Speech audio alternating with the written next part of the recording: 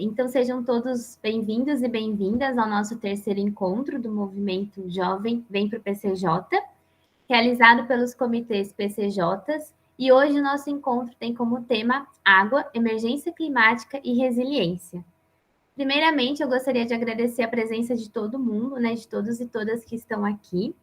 Para quem ainda não me conhece, eu sou a Poliana, do Instituto Estre, e junto com o Olin da Ajuda, nós seremos os mediadores desse encontro. E lembrando que nada de vergonha, queremos todo mundo participando e enviando suas perguntas aqui no chat. O Olin, ele vai ajudar a gente para que todas elas sejam respondidas. E também a gente pede para que vocês registrem a presença aqui no chat. Então, pode indicar, né, pode colocar o nome completo, a instituição, escola, empresa onde você atua.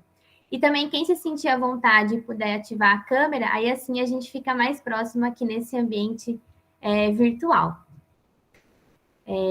Bom, antes de dar início, então, às nossas convidadas, a nossa apresentação, a gente vai apresentar um vídeo de boas-vindas de dois Franciscos que são muito queridos. O Francisco Laos, secretário executivo do consórcio PCJ, e o Francisco Moschini, coordenador adjunto da Câmara Técnica de Educação Ambiental dos comitês PCJ e pesquisador do INEVAP.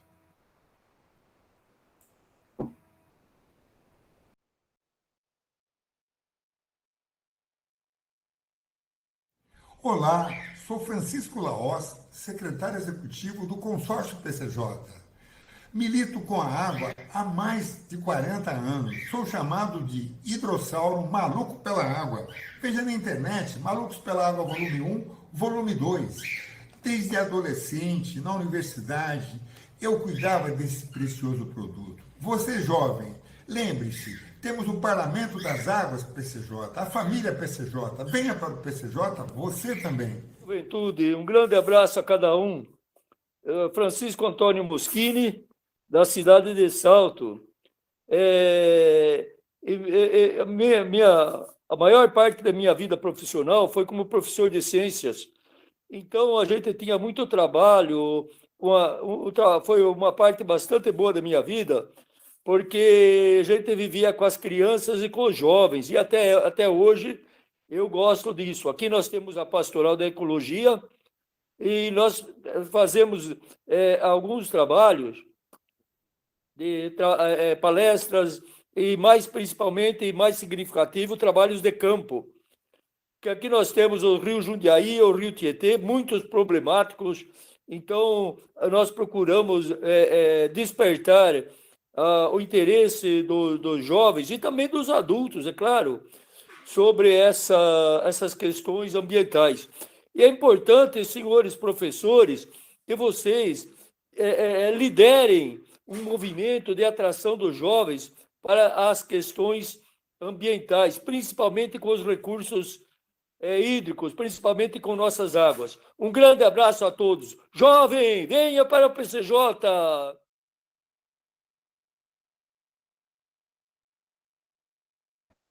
Ah, que especial esse vídeo. Que especial começar o encontro com essas falas. Muito obrigada, né? E agora também sabendo que sempre tem novos participantes por aqui, a gente gostaria de deixar um recado, né, nesse comecinho, que é que para a gente ter mais interação, né, ter mais essa troca, a gente montou um mural no Padlet, né, que é um site onde você pode colocar várias informações. E nesse Padlet a gente tem a programação do movimento Jovem Vem para o PCJ, e lá a gente insere as apresentações, vídeos, as nuvens de palavras e outros materiais que possa ser interessante, né? Que vocês possam acessar e interagir também. E aí eu convido o Olin para mostrar um pouquinho para a gente como é que é esse Padlet.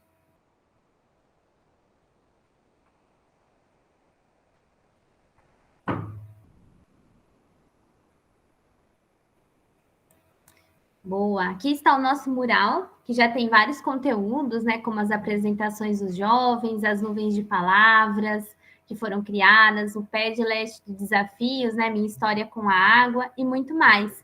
Né? Então, não deixem de conferir e participar.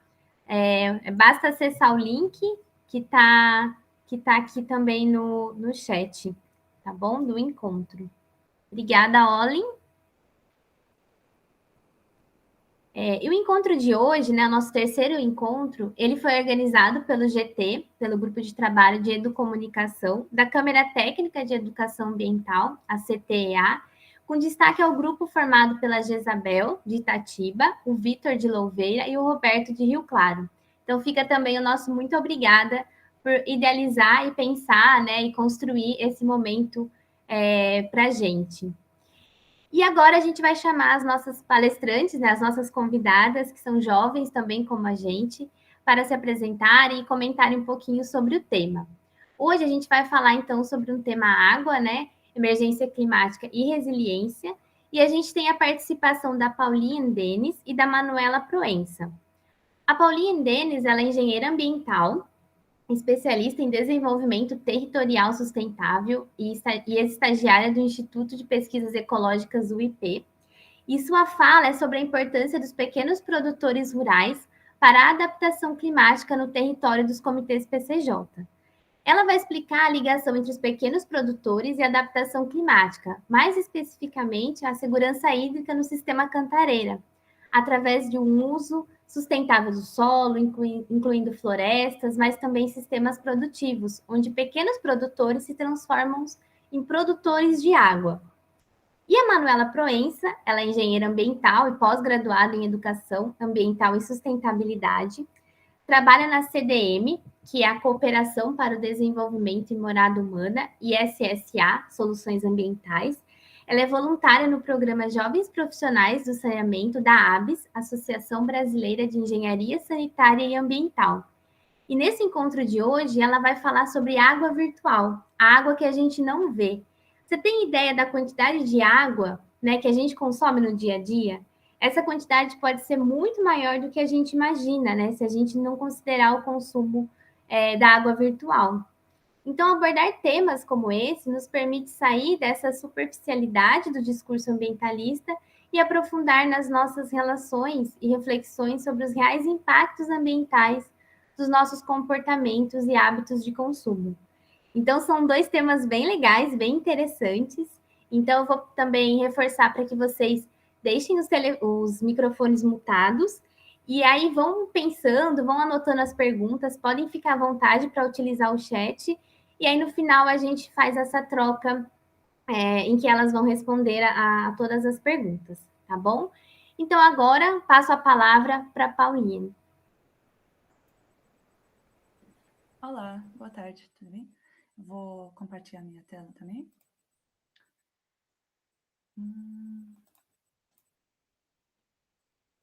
Tudo certo? Vocês estão vendo? Acho que sim, então, vamos lá. Sim. Ok, perfeito. Então, boa tarde, eu sou a Pauline e eu fui convidada hoje para falar um pouco mais sobre a relação entre os pequenos produtores rurais e a adaptação climática no território dos comitês PCJ. Então, primeiro um pouquinho sobre mim, meu nome é Pauline Denis, então, como a Poliana já comentou, eu sou engenheira ambiental, eu sou da Bélgica, por isso eu sou sotaque, mas eu estou morando em Taubaté. Na verdade, agora estou na Bélgica, mas estou morando em Taubaté, que fica dentro do território dos comitês PCJ, né? Estou terminando meu mestrado em desenvolvimento territorial sustentável e eu fiz minha pesquisa da dissertação desse mestrado com o Instituto de Pesquisas Ecológicas, o IP. Eu tenho um grande interesse na adaptação às mudanças climáticas para os mais vulneráveis e por isso quero agradecer ao Comitê PCJ para me dar essa excelente oportunidade de falar sobre isso com jovens que eu acho muito importante poder espalhar esse conhecimento. Enfim, vamos lá. Primeiro, eu queria falar um pouco sobre o contexto. Eu não sei o conhecimento de todos vocês, mas para quem não conhece muito a bioma Mata Atlântica, eu vou dar um pouco de contexto. Então, esse bioma a gente pode encontrar em 13% do território brasileiro e também onde mora 60% da população brasileira.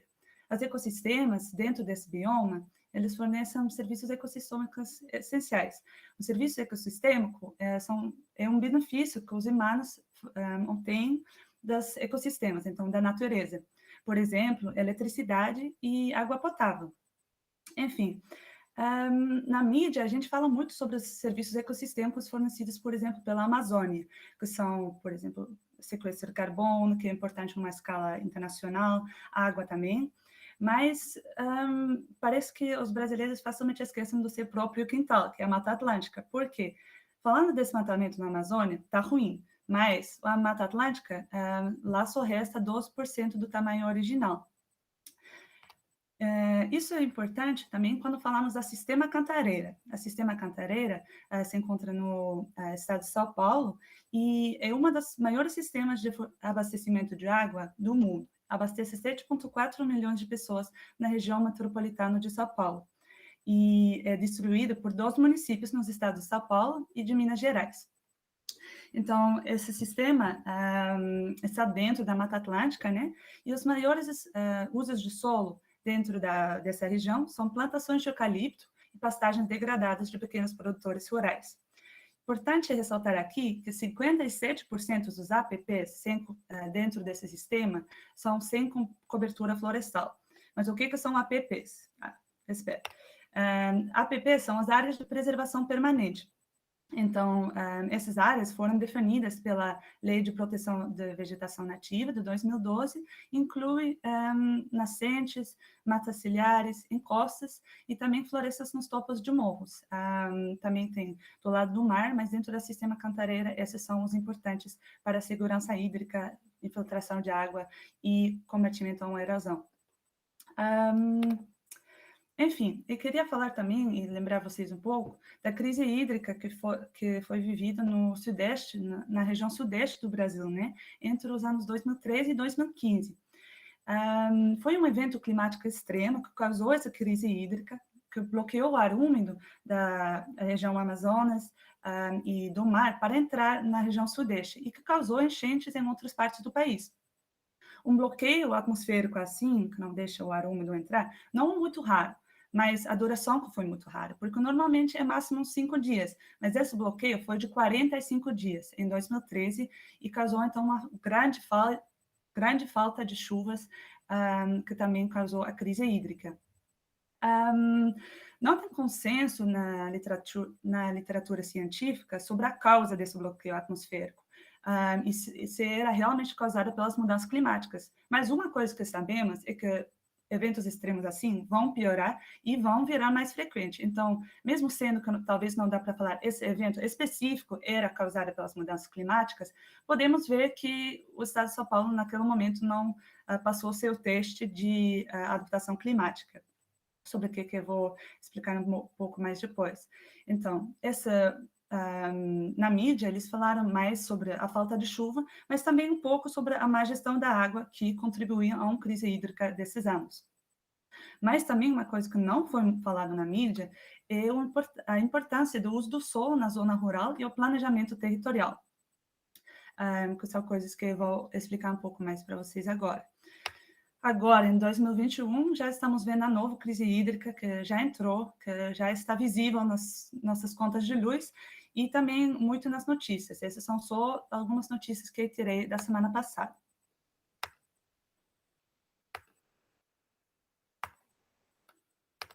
Ok. Então, agora eu quero explicar um pouco mais sobre a adaptação climática, que é um termo muito usado pela ONU e nos fóruns internacionais, mas que eu não ouço muito dentro do Brasil. Os brasileiros falam um pouco mais de resiliência, se não me engano. A mitigação climática também é muito conhecida no Brasil, porque tem a ver, por exemplo, com o sequestro de carbono e com a diminuição das mudanças climáticas dentro do possível.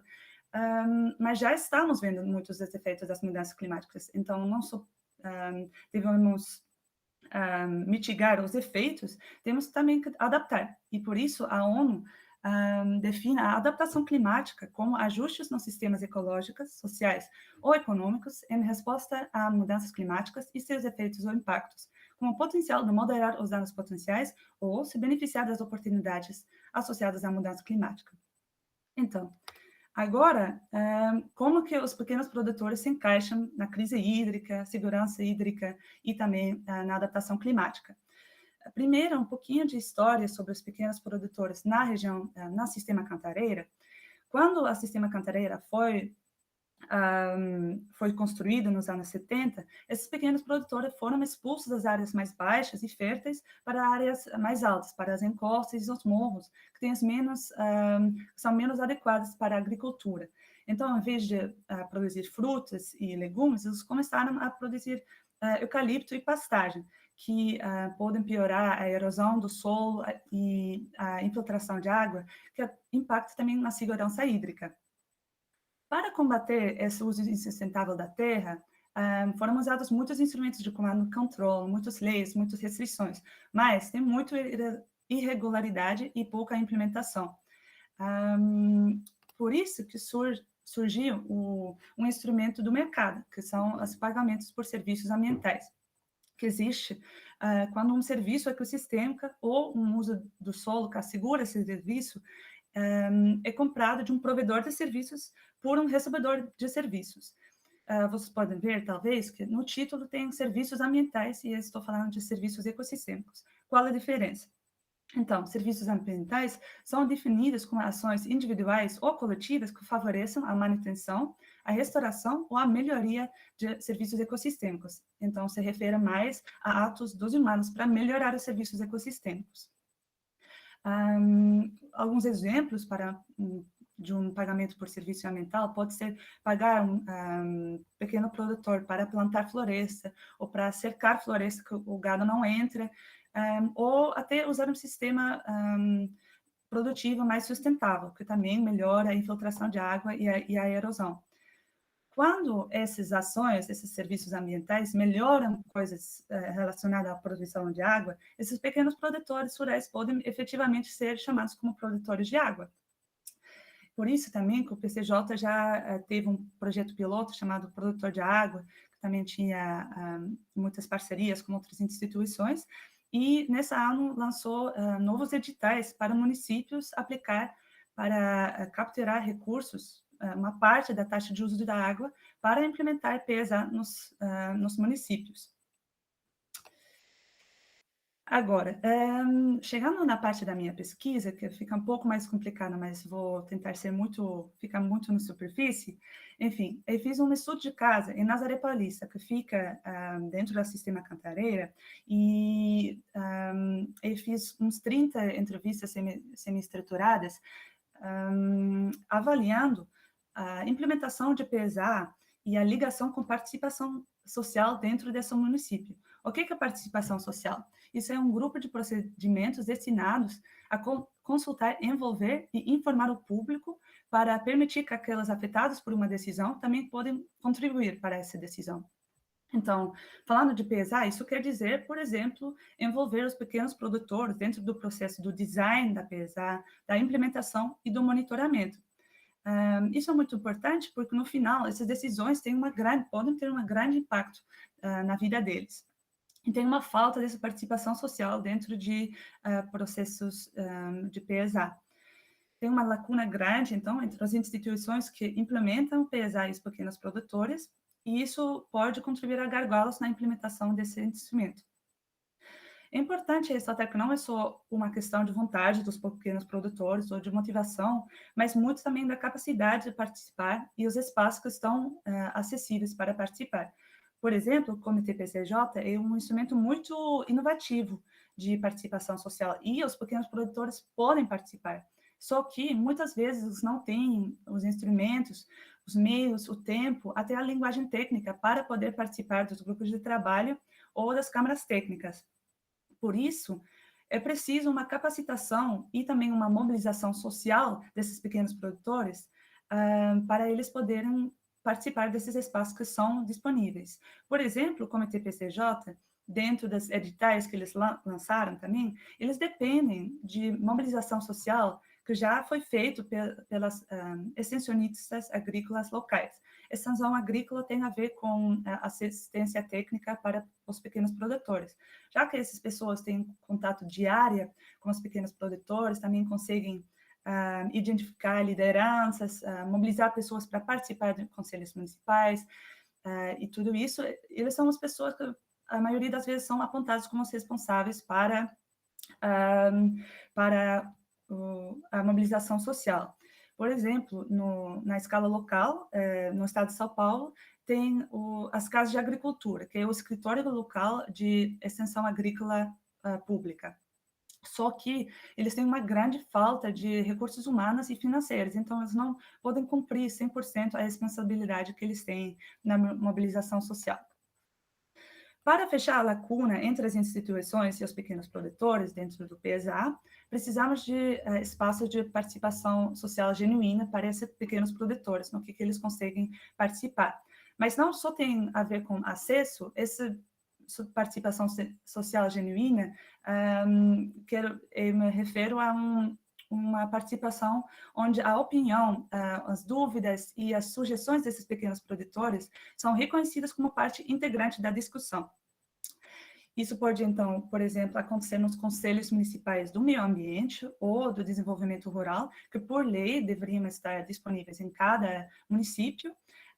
Então, tem um acesso por lei, mas ainda falta a capacitação e mobilização desses pequenos produtores e também que as decisões desses conselhos realmente são levadas em conta em cada município pelas prefeituras. Então, combinando todos esses fatores, participação social, PSA, que daí torna mais eficaz, com uma permanência maior, espero que os pequenos produtores possam ser transformados em passivas vítimas na adaptação climática para atores ativas na frente da adaptação climática. Obrigada.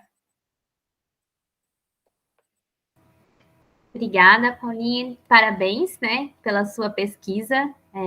Achei muito, muito interessante. E também, gente, só lembrando que esse material e a apresentação e muito mais, a gente vai deixar também tudo disponível no nosso mural, no Padlet, né, que está junto com a programação. Então, o link fica aí no chat para vocês consultarem depois. E aí, dando sequência agora, eu convido a Manuela Proença para trazer um pouquinho para vocês também sobre o tema.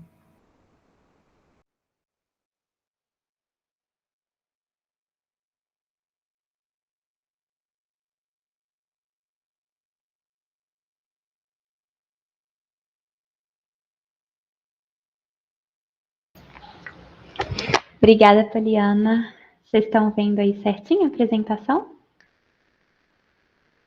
Ok, deixa eu colocar na tela cheia aqui.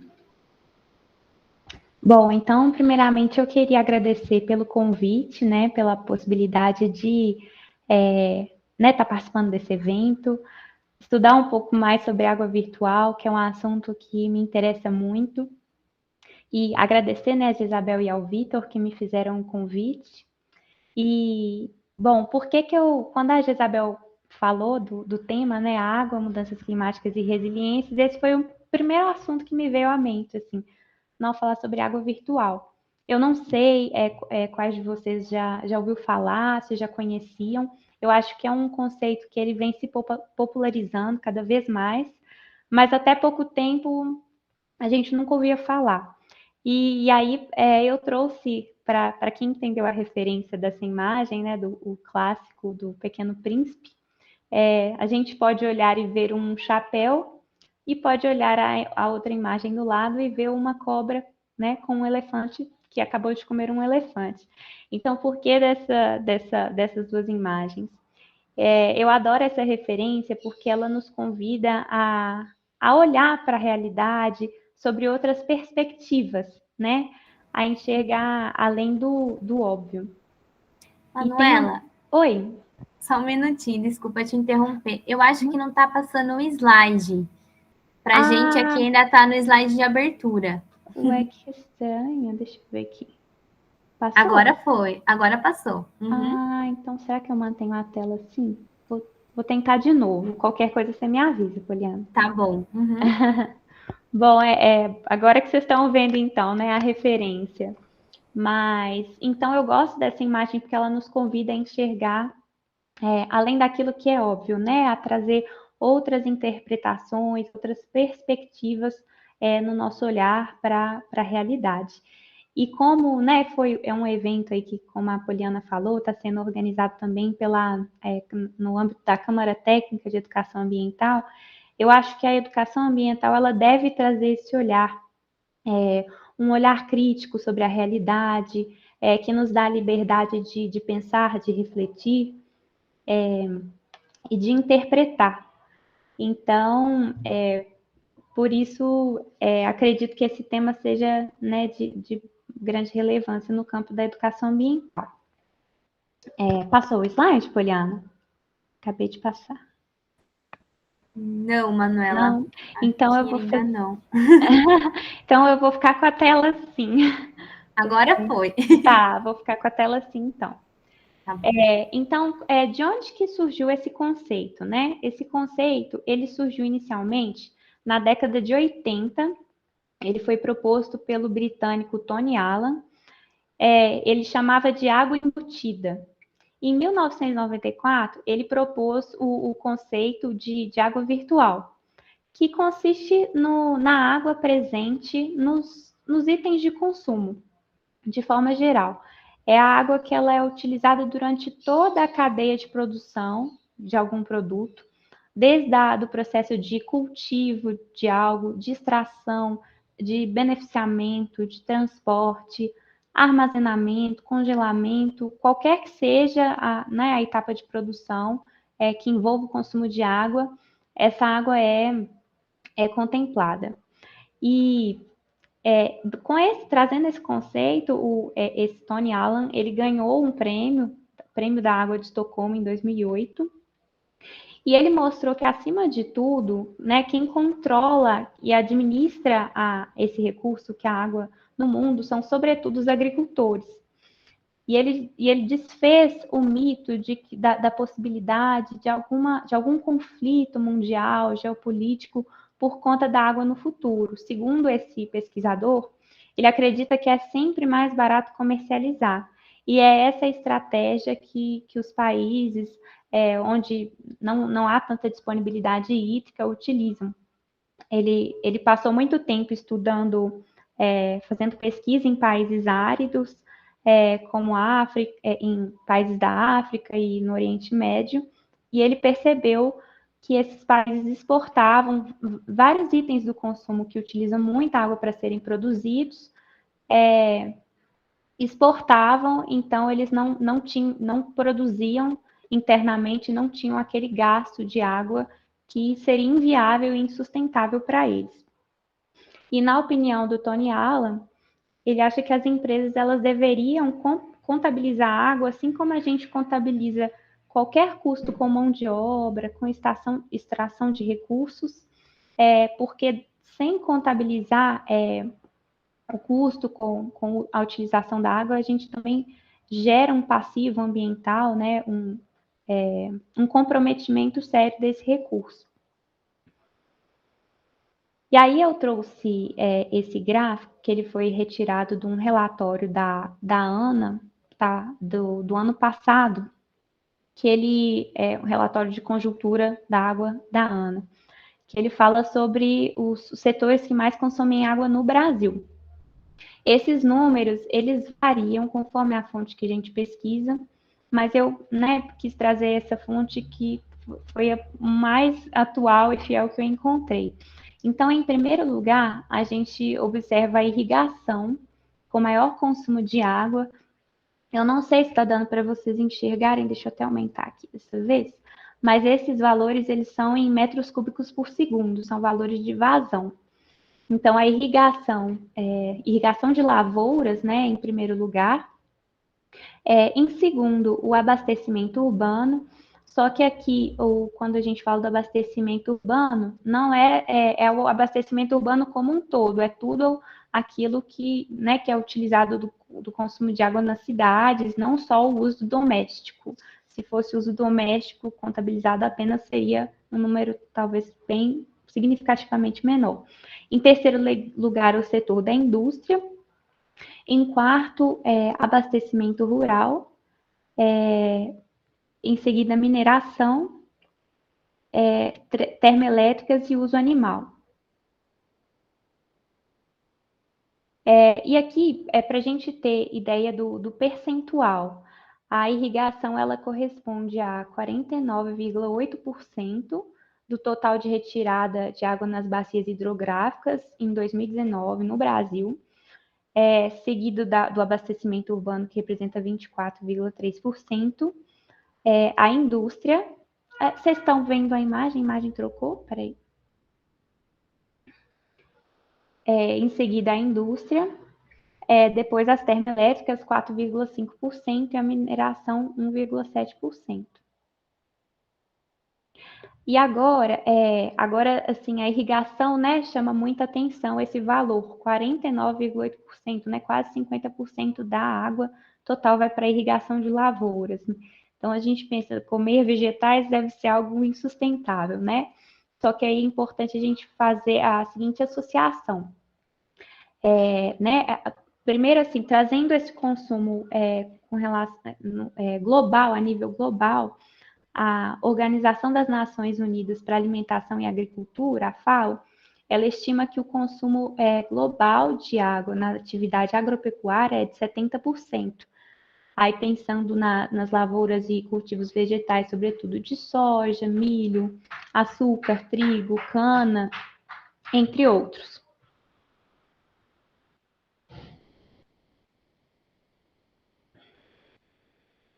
Só que grande parte desses vegetais cultivados, eles são utilizados tanto para exportação ou utilizados internamente para alimentação e cultivo de animais, né, como bovinos, suínos, enfim, outros animais. E aí, aqui ao lado, eu coloquei para a gente poder, né, fazer uma associação. Para produzir, por exemplo, 1 quilo de soja se gasta 1.800 litros de água. Milho, 900 litros de água. Aí, quando a gente vai ver o consumo de carne, por exemplo, chega a ser assustador. 1 quilo de carne, 15.500 litros de água.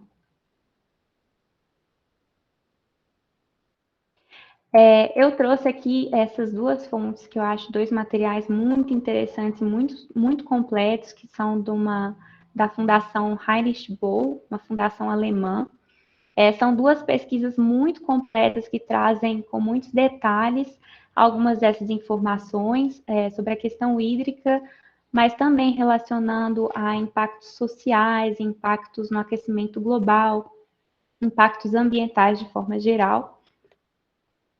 E aqui, só para complementar, fechar a questão da alimentação, né, do consumo de água virtual na alimentação, como eu falei, os números podem variar um pouquinho. Eu falei anteriormente o número de 15.500, aqui a gente tem de 17 mil para a produção de carne, mas vocês podem observar que onde está o maior consumo, todos esses aqui são muito altos se a gente parar para pensar, mas está muito ligado ao cultivo de animais, direto ou indiretamente.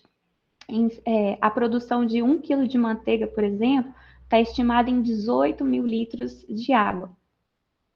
A produção de queijo, 5.280 litros. A produção de carne de frango, 3.700. Aí tem outros, arroz, 2.500, 1 quilo de arroz, banana, 500 litros de água para 1 quilo de banana. Então, são valores para a gente refletir. Que justamente é aquela água que a gente não vem na nossa conta, né? Na conta que chega na nossa casa. Ela não está contemplada naquele consumo óbvio, são águas presentes nos itens que a gente consome no dia a dia.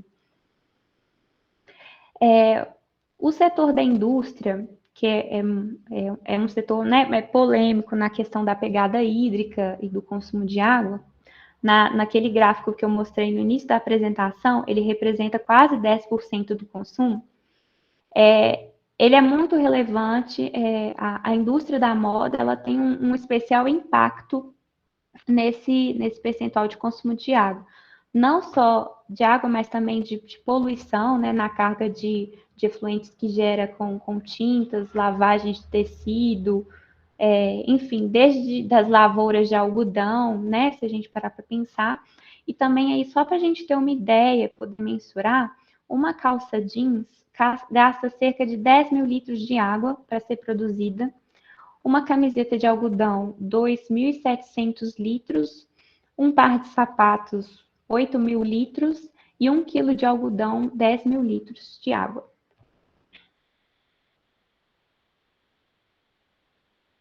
E aí, agora para a gente comparar, né, esses valores muito altos com o nosso consumo doméstico, para a gente ter ideia né, dessa discrepância. No Brasil, hoje, eu coloquei Ministério das Cidades, Ministério do Desenvolvimento, né? Mas segundo o Ministério do Desenvolvimento, em média, um brasileiro consome 154 litros diários de água no consumo doméstico, ou seja, lavando roupa, tomando banho, escovando os dentes, cozinhando, 154 litros diários. Lógico que esse valor também pode variar de acordo com as regiões, né? Eu coloquei como exemplo o Rio de Janeiro, onde é o maior consumo no Brasil, é cerca de 254 litros. E nós temos aí cidades, por exemplo, na região do Nordeste, que vão consumir um valor também significativamente menor. A ONU recomenda, né, que um consumo suficiente de água para uma pessoa diariamente é de 110 litros. Isso geraria um consumo de um pouco mais de 3 mil litros por mês. Agora, vamos pensar, né, eu acho que é a grande questão dessa apresentação. 3 mil litros de água por mês, trazendo um arredondamento num consumo para uma pessoa. E agora a gente comparar com todo aquele consumo que a gente viu anteriormente, né, na parte da produção de alimentos, ou mesmo na aquisição de roupas, né, na indústria da moda, por mais que a gente tente economizar aqui, que é lógico que é significativo e importante, olha como o nosso impacto é significativamente maior quando a gente fala do hábito de consumo, das escolhas de consumo, né? Seja na minha alimentação, nos artigos que eu compro no meu dia a dia, esse gasto é muito maior. E aí, eu coloquei aqui algumas imagens fazendo uma pesquisa no Google, procurando sobre campanhas educativas de conscientização para uso de água. Quando a gente pesquisa isso, nós vamos encontrar vários materiais de referência, né, falando sobre tomar consciência, sobre evitar o desperdício, sugestões de tomar banhos mais curtos, de reutilizar água utilizada na lavagem de roupas, fechar a torneira para escovar os dentes, vários indicativos nesse sentido. Esses indicativos são importantes, devem ser cultivados, mas a gente precisa ampliar aquilo que eu falei no início, o nosso olhar sobre essa questão e fazer uma reflexão sobre onde será que está o maior impacto sobre esse recurso, né, essencial e finito para todas as atividades humanas, onde será que a gente, né, deveria atuar, qual seria o cerne desse problema. Então, fica essa reflexão. E como a apresentação de hoje fala também sobre resiliência, né?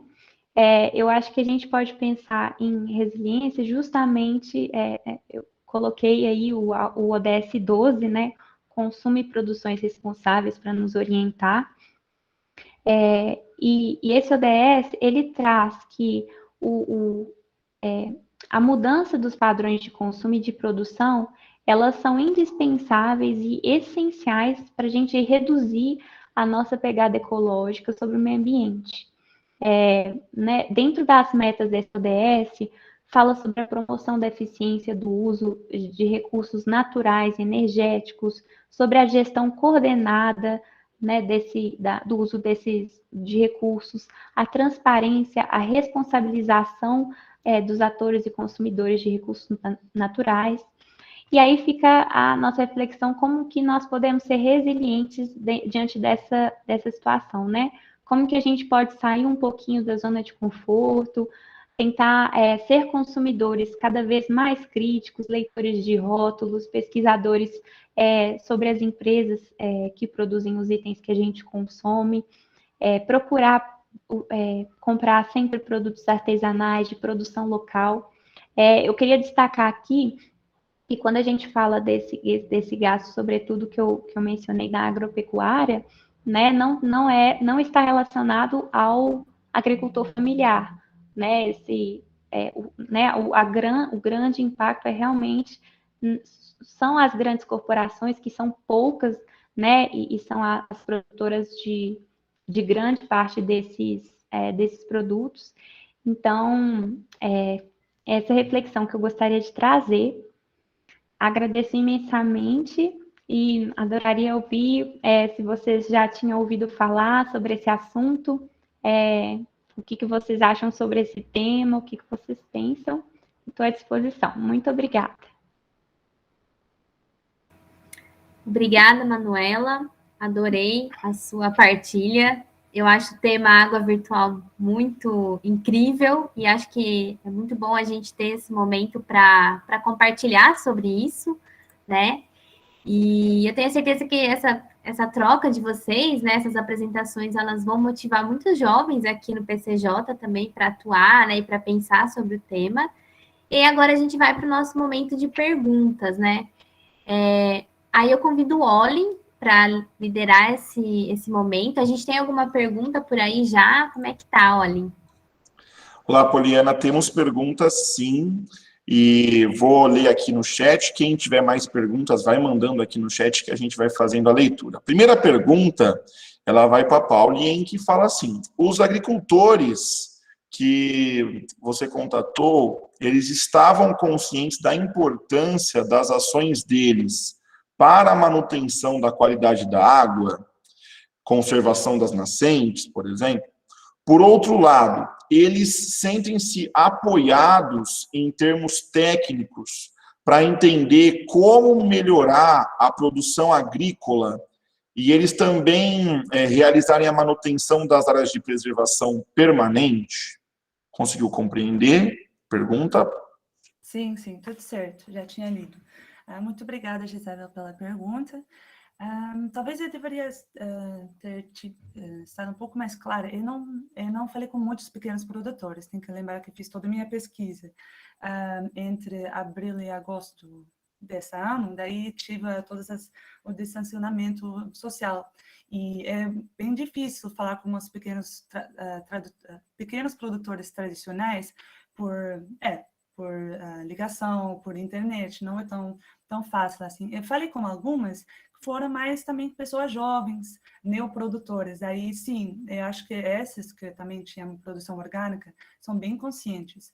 Mas, mesmo assim, não ter falado com muitos pequenos produtores, eu posso bem responder sua pergunta. A resposta é não.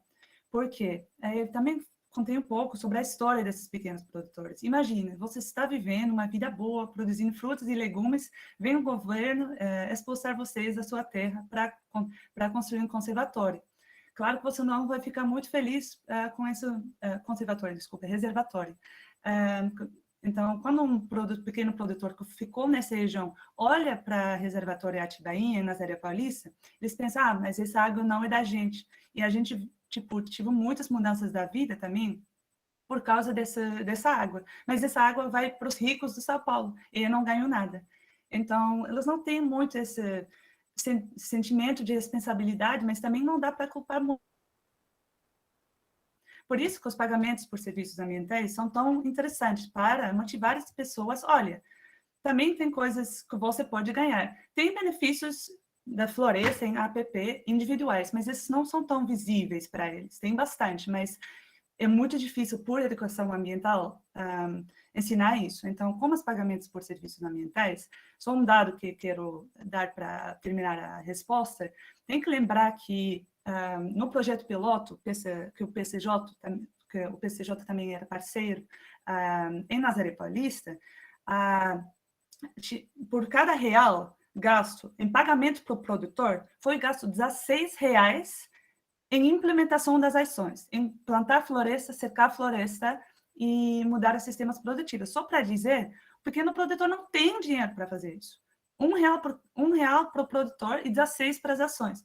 Então, eles precisam de dinheiro mesmo e de apoio técnico para poder fazer essas coisas, porque nem tem o dinheiro, nem os meios para fazer essa restauração. Obrigada. Temos mais uma, nós temos mais três, né? Mas eu vou fazer mais uma para a Pauline e depois eu sigo uma pergunta para a Manuela. Tá? Então, ainda continuando para a Pauline, você apresentou a importância da participação dos proprietários rurais nos conselhos de meio ambiente e nos comitês de bacia. Aqui, nós estamos com o desafio de envolver os jovens a participarem da gestão da água.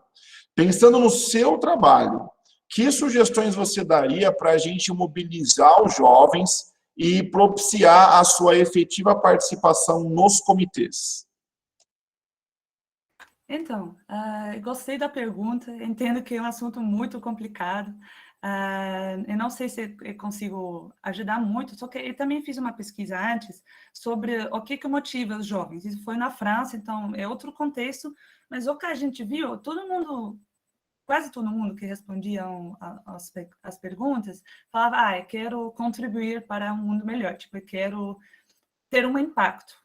E isso também eu vi quando eu fiz minha pesquisa sobre os comitês PCJ, tipo, e sobre conselhos. O que as pessoas que participam devem sentir é que estão fazendo um impacto. Participando, eu estou gastando meu tempo, eu estou fazendo um esforço, eu quero que as minhas decisões sejam levadas em conta.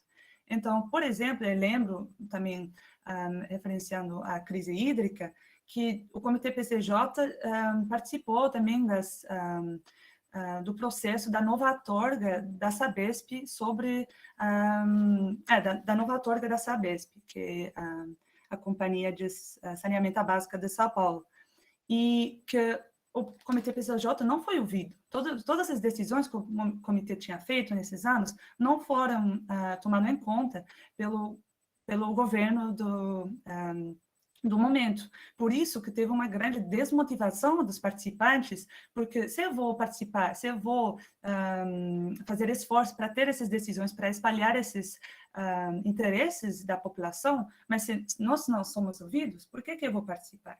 Então, eu acho que seria interessante mostrar para os jovens, se eles vêm participar aqui, que eles conseguem realmente ter um impacto sobre as decisões, porque eu sei que melhorou depois daquela vez. Isso foi uma coisa bem específica, bem pontual, mas que a participação conseguiu, com o Comitê PCJ, conseguiu, de novo, motivar as pessoas. Então, como fazer isso especificamente, não sei, mas acho que é importante mostrar que os jovens podem ter um impacto pelos comitês PCJ. Obrigada.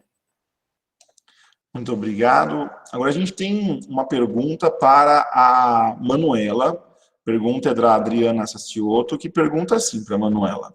Na sua opinião, qual é a maneira mais eficiente de sensibilizar as pessoas para economizar água? Adriana, obrigada pela pergunta, viu? Olha, pessoalmente, eu acho que a gente precisa sensibilizar as pessoas pela empatia. Na verdade, a gente sensibiliza não, acho que as pessoas, por si só, elas têm que se solidarizar com algumas situações. Eu estou vivendo uma experiência, eu gostaria até de compartilhar com vocês, que é no meu trabalho, eu estou executando um programa de educação ambiental em 3 comunidades rurais. E uma dessas comunidades rurais, ela é vizinha imediata de um grande empreendimento minerário. E eles têm um problema sério com a escassez de água, especificamente nessa comunidade. E, inclusive, a gente encontra algumas dificuldades para a execução das ações do programa de educação ambiental, porque isso vai gerando um passivo, uma complicação no relacionamento com esse empreendimento. E a reflexão pessoal que eu faço dessa situação é que, por mais que eu tenha água em abundância, eu não tenha, problema, eu possa usar à vontade, que não vai me faltar agora, já falta para algumas comunidades e em alguns lugares, que, nós sabemos, às vezes, em outros países, mas também muito próximo de nós, como é o exemplo desse caso que eu estou citando, eles já sofrem esse impacto direto, da determinado horário, se eles não tiverem feito as atividades diárias, eles ficam sem água. Então, eu acho que é pela empatia, a consciência de que a gente, enfim, precisa buscar soluções, melhorar os nossos hábitos, ou então, uma hora ou outra isso chega até nós, né? Eu acho que a cidade demora mais a sentir esses impactos, né? O campo percebe isso primeiro, principalmente onde está próximo a empreendimentos. mas uma hora ou outra isso chega até nós, né? Então que a gente não precisa esperar tanto tempo, esperar isso nos afetar de forma direta para, né, para se solidarizar com quem já vive isso e para se atentar a esse problema real, né? Que a gente precisa buscar soluções. Obrigada. Nós temos mais uma pergunta para você, Manuela. Dessa vez é da Andrea Borges, do consórcio PCJ.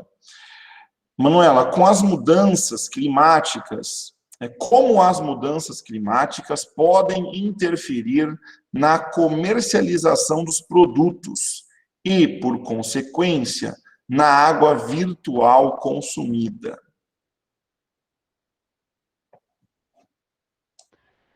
Adriana, eu acredito que com as mudanças climáticas, a gente vai, né, talvez já visualize, já percebi isso também, uma alteração também na disponibilidade de alguns recursos, algumas colheitas, né, a disponibilidade de alguns cultivos, e né, uma alteração na produção de bens e serviços de uma forma geral. Né, causando talvez diminuindo a disponibilidade desses recursos e como consequência, a comercialização deles.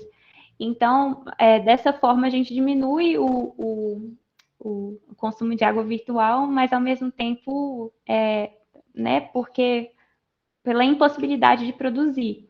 Então, né, eu acho que a gente deveria, né, se antecipar. Obrigada pela pergunta. Obrigado, Manuela, pela resposta. E nós temos uma última pergunta aqui, e aí, claro, se alguém tiver mais perguntas e for mandando, elas serão respondidas posteriormente. Tá? Então, se alguém tiver mais alguma pergunta, a gente já vai.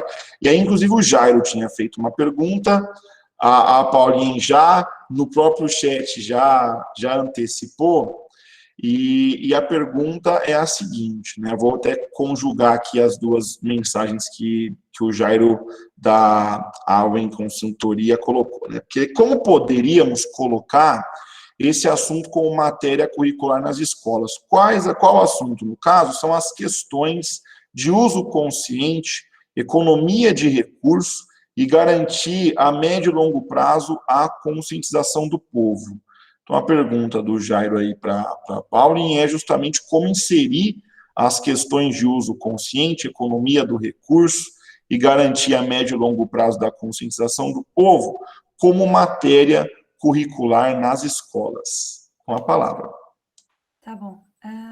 Eu não sei, mas eu acho que talvez a Manuela seja mais capaz e tem mais conhecimento sobre esses assuntos, então, se quiser tomar a palavra depois.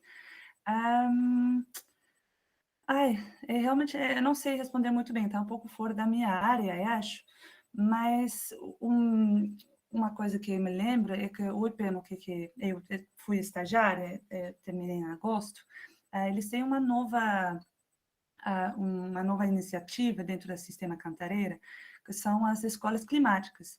E também eles têm muito material de educação ambiental, que é muito legal, que eles trabalham junto com professores, e eles sempre lançam novas coisas para fazer dentro de escolas. Então, se quiser, dá uma olhada lá no site do IP, e lá tem várias, são realmente iniciativas totalmente trabalhadas já, que mostram como introduzir, como fazer um jogo ou uma experiência para as crianças entenderem melhor essas questões. Não, talvez não especificamente essas, mas questões ambientais, sociais, que tem a ver com a água, com floresta, coisas muito atuais no contexto do Brasil. Obrigada. Talvez, Manuela, se quiser continuar. Legal, Paulinho. Bom, eu só queria complementar, dentro da educação ambiental, eu acho que é um caminho bacana, é a capacitação, a formação de professores mesmo, que são, né, para que esses temas eles possam ser tratados de forma transversal na sala de aula, né? Não abrir mais uma caixinha ou uma disciplina curricular para trabalhar o assunto da educação ambiental, mas dentro das disciplinas, poder abordar esse tema. E dentro no voluntariado do JPS, né, os Jovens Profissionais de Saneamento, nós, inclusive, de 2020, no evento Brasil Water Week, nós estamos fazendo alguns encontros como esse, voltados para professores, são oficinas de educação ambiental, para trazer temas ambientais para que os professores possam abordá-los na sala de aula. Tem uma autora que ela fala que a gente fala a educação ambiental, porque a educação hoje em dia ela não traz a temática ambiental naturalmente. Então a gente precisa colocar o adjetivo ambiental, mas quando isso for algo que vai ser incorporado no currículo escolar e que a gente aborde, né, como uma questão dando a importância que merece, um dia talvez isso não seja mais necessário, né?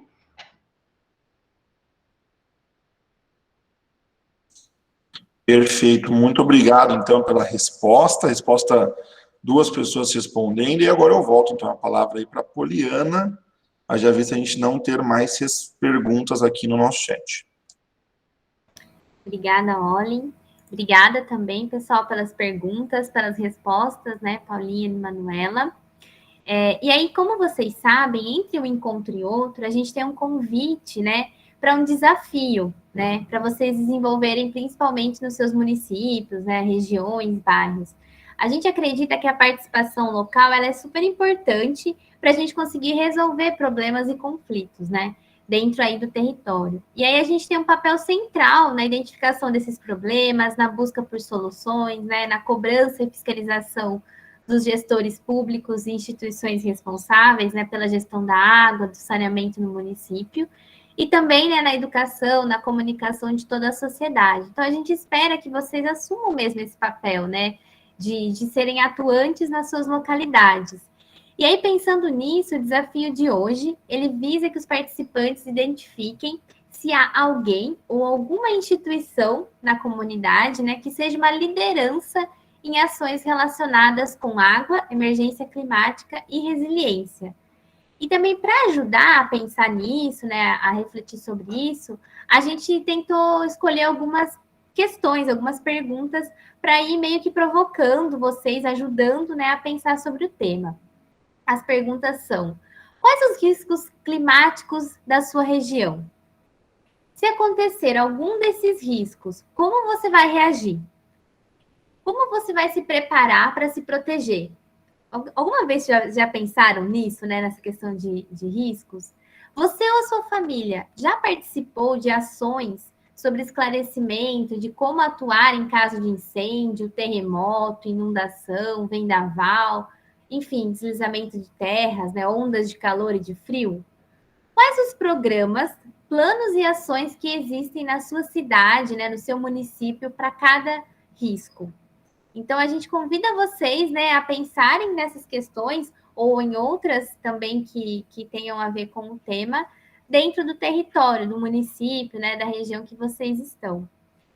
E aí vocês também podem, né, colocar esses desenhos, os mapas de risco, imagens de satélite, texto, foto, enfim, material que vocês encontrarem que expressem, né, a resposta desse desafio no nosso Padlet da programação.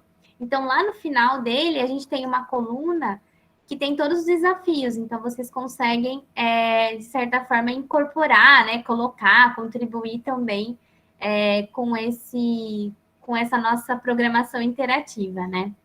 Então, o Olin, ele vai mandar aqui no chat o link também para vocês colocarem aí os desafios, né, do encontro de hoje. Bem, e aí eu acho que o Jairo levantou a mão. Você quer falar, Jairo, ou quer colocar no chat?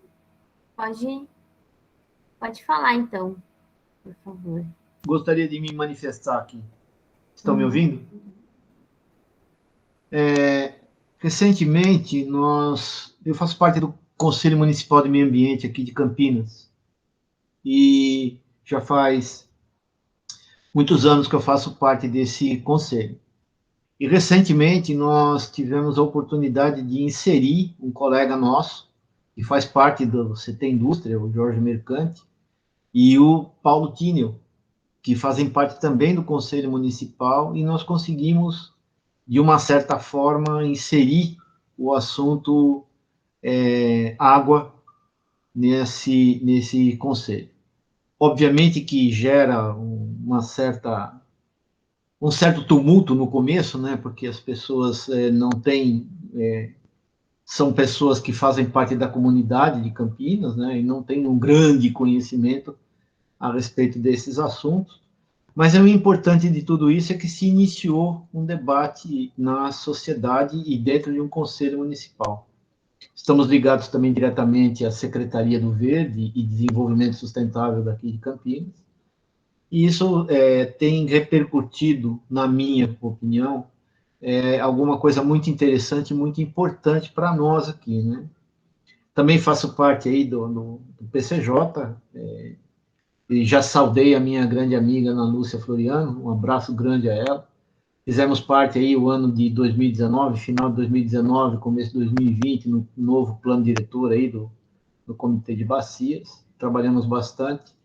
E o que eu queria dizer é o seguinte, toda essa iniciativa é muito importante, parabéns aos mediadores, aos palestrantes, e tudo isso a gente tem que levar de uma certa forma para as escolas. É importante que os pequenos comecem a ter a noção da dificuldade que a gente vai passar no futuro próximo com relação a esse recurso hídrico, né? Daí a questão colocada para a Pauline, que fez uma apresentação muito importante e interessante. Era isso que eu queria dizer, obrigado pela oportunidade. Obrigada, Jairo, pelas contribuições. Super importante também o que você trouxe, né, da gente chegar cada vez mais em multiplicar esse momento que a gente tem, né, esse grupo. E aí, como vocês sabem, a gente, infelizmente, está chegando já no final desse nosso terceiro encontro. Eu estava até comentando que tem passado tão rápido, tem sido muito, muito bom. Mas o bom é que na semana que vem a gente se encontra novamente. Então, caso não tenha dado tempo, né, de você fazer uma pergunta, ou durante a semana você falou, putz, queria perguntar isso, anota as perguntas, né, envia para a gente no e-mail, né? E aí a gente consegue responder também para vocês no e-mail que vocês estão cadastrados. Vocês podem mandar dúvidas, perguntas no nosso e-mail ctea@comitês.baciaspcj.org.br. Aí a gente vai olhar as perguntas, as considerações e vai responder. Ou, se vocês quiserem, podem colocar as perguntas direto também no Padlet, que a equipe do GT do Com está sempre de olho lá para responder. E também fica o convite para vocês continuarem com a gente nas próximas semanas. Todos os eventos estão sendo gravados e serão postados no canal do YouTube da Agência PCJ. Então, se não deu para assistir tudo, ou se vocês querem voltar e olhar mais alguma coisinha que vocês estão em dúvida, ou, enfim, compartilhar com outras pessoas também, fiquem à vontade, né? O link do canal ele está aqui no chat, que o Olin vai colocar também. Então, além desse encontro, tem os encontros anteriores e vários outros vídeos, né, sobre o mundo dos recursos hídricos para vocês. Nosso próximo encontro será exatamente sobre o tema educação ambiental, participação social e políticas públicas. Então, para além, né, do que a gente conversou aqui, a gente também vai continuar falando sobre essa importância, né, da educação ambiental, de políticas públicas. Então, a gente conta com a presença de vocês, né? Será na próxima quarta-feira, mesmo horário, às 15 horas. E aí eu me despeço por aqui. Agradeço vocês, né, jovens participantes. Agradeço também a Pauline e a Manuela pela excelente partilha que vocês, né, compartilharam com a gente. Agradeço o Olin também pelo apoio aqui na mediação, a Gisabel, o Vitor e o Roberto, né, e todo o pessoal do GT do Com, e os membros da CTEA, né, da Câmara Técnica de Educação Ambiental, dos comitês PCJ, e todos aqueles que contribuíram, né, para a realização desse encontro. Espero que vocês tenham gostado, estamos à disposição, e desejo uma boa semana ainda para todos, e um grande abraço. Tá? Muito obrigada.